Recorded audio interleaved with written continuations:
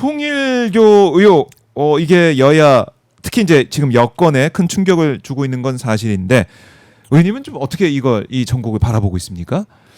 오늘 전재수 장관은 사의 표명하고 진실을 규명하고 돌아오겠다 뭐 이런 취지 얘기도 했습니다. 일단 그 김건희 특검이 분명히 그 잘못했어요. 아 잘못했다. 잘못했어요. 수사해본 입장에서 왔을 때. 그러니까 오히려 의혹을 더 키운 꼴밖에 안 됐어요.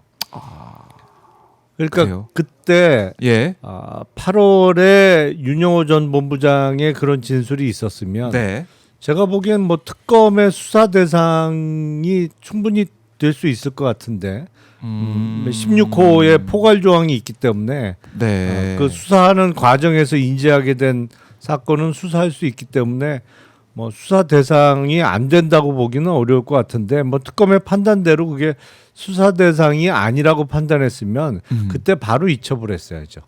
바로 그때 그 진술을 획득했을 때 바로 이첩을 하는 게 오히려 불필요한 오해를 안 살 수 있는 그 조치였는데 한 넉 달 가까이 방치되는 바람에 오히려 불필요한 오해를 더 만들어낸 거 아닌가 싶습니다. 그렇게도 볼 수 있겠네요.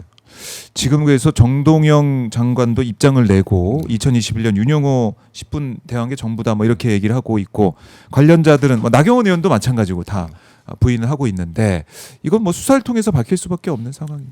그렇죠. 이건 뭐 내가 뭐 했다 뭐 이렇게 인정하거나 의혹에 대해서 인정하는 상황은 없으니. 그러니까 지금 이제 가장 초미의 관심사가 되고 있는 인물이 전재수 장관인데 그렇습니다. 본인은 이제 억울하다고 하고 있고 다만 현직 장관으로 어차피 지금 수사는 이루어져야 되는 상황이거든요. 의혹 제기가 됐기 때문에. 이 현직 장관 신분을 갖고 수사를 받는 거는 오히려 정부 쪽에도 부담이죠. 그래서 저는 사의 표명은 적절했다고 보고 그 전재수 의원 입장에서 가장 최악의 결론은 뭐냐면 윤영호의 진술을 통해서 어떤 금품을 줬다라고 주장된 시기에 비추어 볼 때 이미 공소시효가 지났다. 그래서 실체 판단에 들어갈 수 없다라고 결론이 나는 게 제가 보기엔 최악이에요. 그래요? 그건 오히려? 최악이에요. 오히려? 왜냐하면 이건 그러면 그러니까 공소시효가 만약에 지났으면 받았는지 안 받았는지 받았을 때 이게 불법 정치자금인지 아닌지를 그 실체 판단까지 안 들어가는 것이거든요. 이거는 명백히 공소시효가 이미 지나서 처벌할 수 없다. 그래서 실체 판단까지 안 하는 그 처분을 하는데 이러면 국민들은 어떻게 받아들이시겠어요? 야 이거 뭐 받은 거 아니야? 근데 특검에서 늦게 줘서 늦게 이첩하는 바람에 공소시효 도과시킨 거 아니야? 일부러 그런 거 아니야? 뭐 이런 오해를 살 수 있기 때문에 제가 보기엔 그게 최악입니다. 그건 전재수 의원 입장에서도 최악이에요. 그래서 차라리 시기적으로 뭐 불법 정치자금이라고 볼 때 시효는 남아 있는데 보니까 아니 이게 일방적 주장이고 돈이 건너갔다라는 증거가 없다라고 결론이 나면 그거는 최선의 결론이겠습니다만 오히려 뭐 정치자금법 위반으로 기소되는 것보다 가장 나쁜 결론이 공소시효 도과예요. 그래요. 이거는 의혹을 씻을 방법도 없고 그렇게 볼 수도 있겠네요. 이건 뭐 정부 입장에서도 그렇고 민주당의 입장에서도 그렇고 전재수 의원 개인 입장에서도 저는 만에 하나 공소시효 도과로 결론 나면 이거는 정말 부담이 크다. 좀 그렇게 봅니다. 그러니까 오히려 이게 정치자금법 위반 혐의 적용은 공소시효 7년이고 뭐 뇌물수수 혐의 적용은 15년 이렇게만 보고 있었는데 오히려 공소시효 도과가 더 부담이 되고 더 정권 차원에서도 안 좋은 상황으로 최악으로 갈 수 있는 그럼요. 것이죠. 정치적으로는 제일 타격이 크죠. 그게. 그렇네요. 그러니까 수사를 지켜봐야겠어요. 정치자금인지 뇌물인지는 수사를 해봐야 알 수 있는 거고 지금 뭐 윤영호 전 본부장의 진술에 의하더라도 공소시효 15년에 1억 이상의 뇌물은 가능성이 없어 보입니다만 그건 아닌 거고 뇌물일 경우에 10년 정치자금일 때 7년인 것인데 네. 하여튼 공소시효 도과됐다는 결론은 저는 그거는 안 나기를 원해요. 그래요. 그러니까 이재명 대통령 이 의혹이 이제 불거지고 있는 상황에서 엄정 수사를 지시했어요. 어제 여야 불문하고 엄정 수사하라 지시하고 전재수 장관은 직을 이제 내려놓고 대응하겠다라는 이런 흐름 대응. 정동윤 장관도 오늘 입장문을 내긴 했지만 이런 흐름은 어떻게 보십니까? 그게 정석이죠. 예. 네, 대통령께서는 당연히 아니 이거는 만약에 불법적인 정치자금이 오고 갔다면 이건 네. 여당 야당의 문제가 아니고 정의의 문제잖아요. 그렇죠. 그러니까 거기는 뭐 구분을 둘 수가 없는 거죠. 누가 됐던 네. 정말 여야 아니면 지위 고하를 막론하고 예. 수사와 법적 응당한 처분이 있어야 되는 것이고. 아니 그리고 수사를 해봤는데 증거가 전혀 없다 내지는 네. 아니면 돈을 줬다는 진술이 다른 목적에서 이루어진 허위 진술의 가능성이 있다라고 판단이 되면 지금 거론되고 있는 인물들의 무고함이 밝혀지는 거고. 예. 근데 알겠습니다. 뭉개는 건 안 돼. 뭉개는 건 안 된다. 예, 뭉개는 건 잘못하는 거예요. 이거는.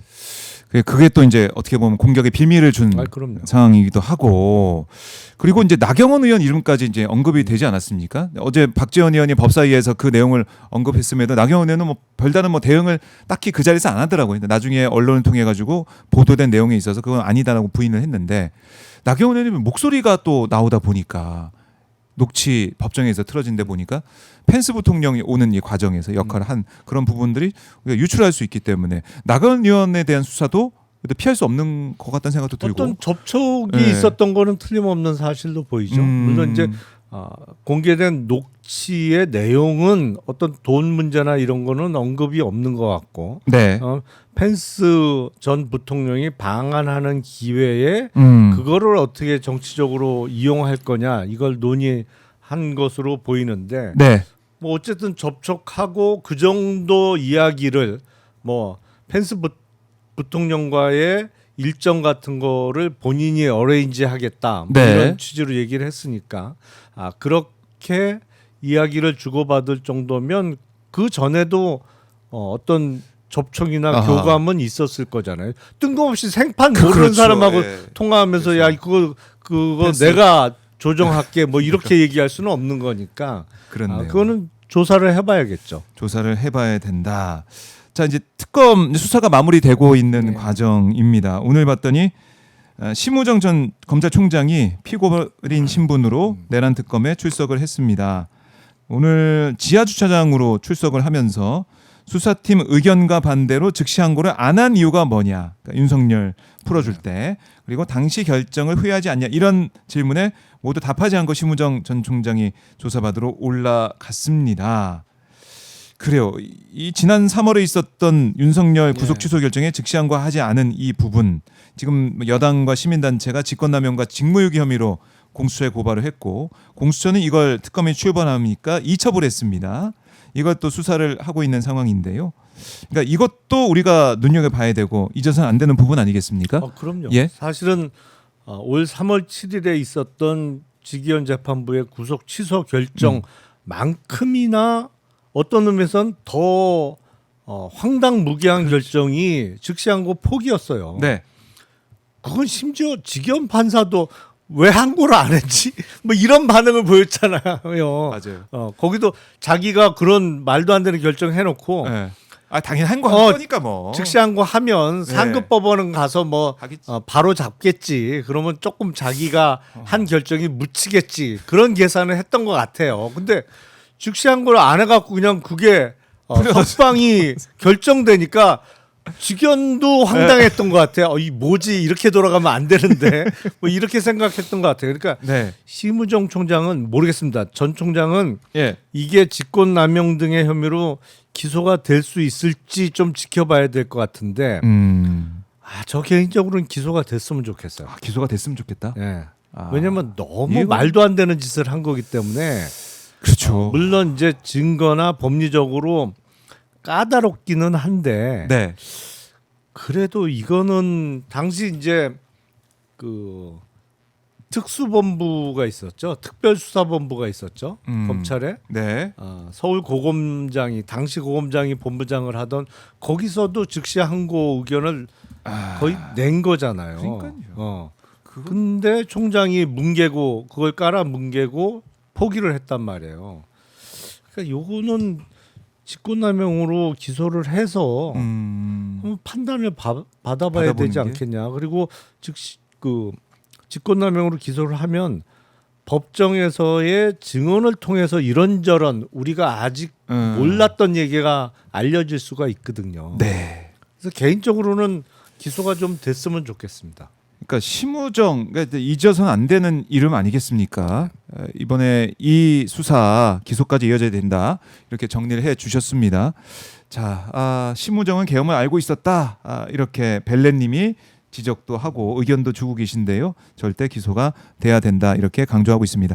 이제 특검 수사가 마무리되고 있는 상황인데 뭐 정청래 대표는 종합특검 얘기도 하기도 하고, 그러니까 왜냐하면 미진한 부분들이 있다. 특히 3대 특검이 이제 김건희로 이제 모아주고 있는 그런 부분인데 아직 제대로 들여다보지 못한 부분이 있기 때문에 물론 이 국수본에서 이제 준비를 하고 있다고는 하지만 이거 수사 특검으로 더 해야 된다 이런 주장 어떻게 보십니까?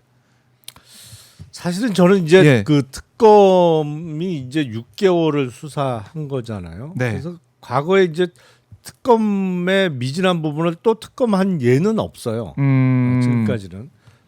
그런데 지금 종합특검 주장 이후에 최근에 좀 상황 변화가 있었죠. 네. 그러니까 민중기 특검 쪽에서 윤영호 전 본부장의 진술을 몇 달 동안 좀 뭉갠 거 아니냐라는 의혹이 제기됐기 때문에 네. 그 의혹 제기 전과 후는 조금 상황 변화가 있을 수 있는데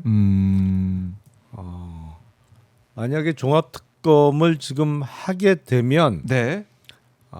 지금 3특검 외에 이제 다른 인사를 특검으로 임명을 해서 이런 지금 최근에 일고 있는 편파성 시비를 완전히 벗어날 수 있는 네. 이제 객관적으로 그 수사를 한다고 평가받을 수 있는 인물로 특검을 하는 게 오히려 그 전보다 더 필요성이 커진 거 아닌가라는 생각이 들어요. 그러니까 이 그 통일교의 여야 정치권에 대한 어떤 금품 로비 의혹이 불거지기 전에는 이게 특검에 대한 피로도도 있어서 국수본에서 이어서 수사를 하는 게 더 좋지 않을까라는 생각도 들었는데 이런 그 이슈가 제기되고 나니까 오히려 이거 이 편파성 의혹을 빨리 털어내는 게 오히려 나을 수도 있겠다는 생각도 듭니다. 네.